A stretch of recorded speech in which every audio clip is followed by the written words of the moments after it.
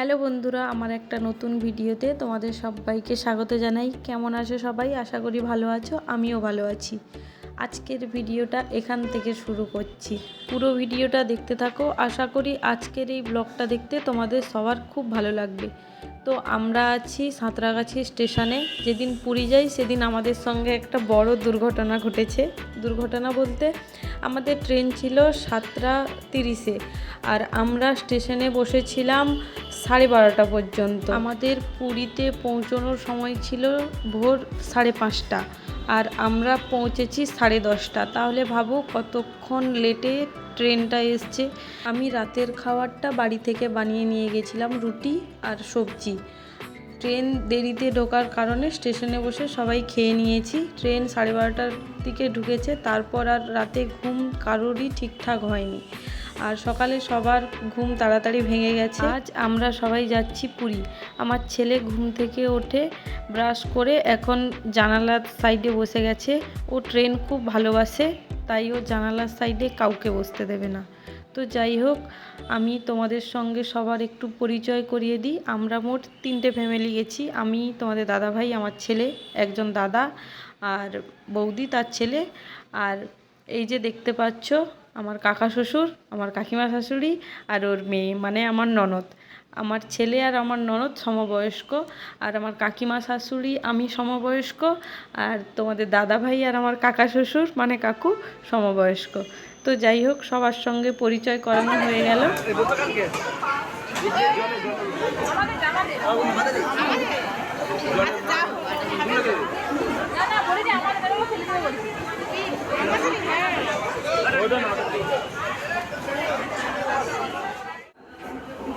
অনেকক্ষণ আগে আমরা রুমে চলে এসেছি, আর চান করা হয়ে গেছে। চান করে এখন আমার ছেলে রেডি হয়েছে,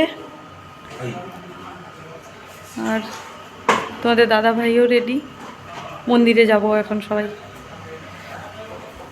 আর আমিও বেরিয়ে পড়েছি। আমাকে কেমন লাগছে অবশ্যই কমেন্ট করে জানিও সবাই। আমরা এসেছি অনেকক্ষণ আগে, এক জায়গায় রান্না বান্না হবে, ওটা তোমাদের সঙ্গে পরে শেয়ার করব। আগে প্রথমে মন্দিরে যাব। সবাই বেরিয়ে পড়েছি, মন্দিরে যাব। প্রথমে আমরা জগন্নাথ দর্শন করব।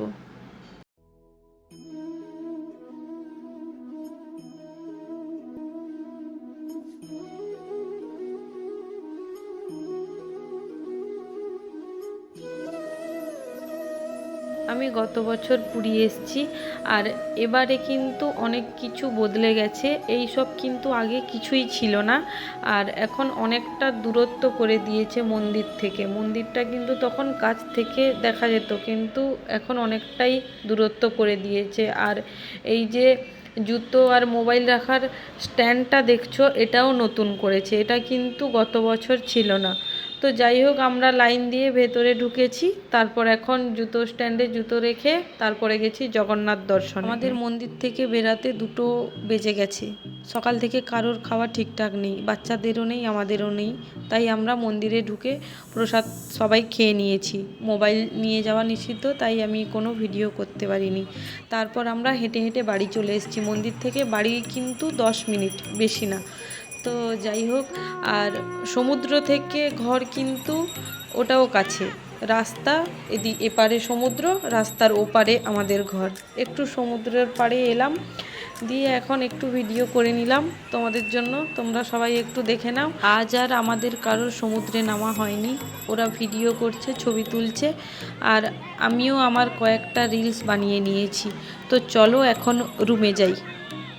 আমরা এইমাত্র ঘরে এলাম, আর এখনও জামা প্যান্ট ছাড়া হয়নি আমার আর আমার ছেলের। এই যে আমার ছেলে এখন বসে আছে, তোমাদের দাদা ভাই আর কাকু ওই ঘরে আছে, এখন ওরা রান্না বান্নার কাজ করছে। আমরা মন্দিরে গেছি, জগন্নাথ দর্শন করেছি, প্রসাদ খেয়ে চলে এসেছি।